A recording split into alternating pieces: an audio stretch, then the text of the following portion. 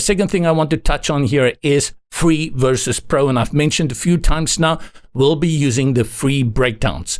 Unlike most other page builders that have the free version within the WordPress repository, you have to come and download it from Breakdance's website, and that's very easily done. I'll show you how to do that.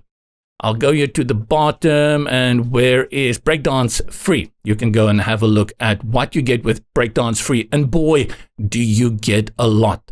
If I had to guess, I would say that this free version of Breakdance compared to other page builders for WordPress's free versions on the market is probably better than anything else currently on the market. And again, you can go through it. And the one thing, like I mentioned, that I really like is that you can still build out the website with pro elements if you want to see how it will look. One thing though, and this is a personal experience, is that I hardly ever go for free stuff. Free gets me quite far through the door and quite near the goal post, but there are so many times I just want to do something small, which is locked behind that premium wall.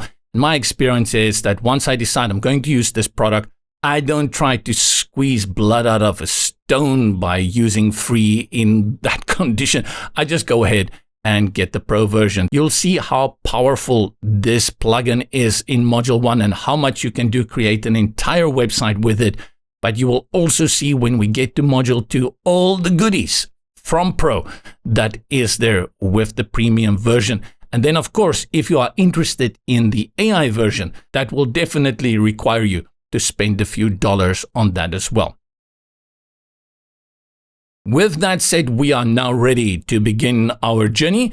And just before we begin with the WordPress and the Breakdance, I want to show those of you who just want to practice along how you can do that for free with a great option online where you can practice WordPress for free as a staging site, or just if you want to test things out.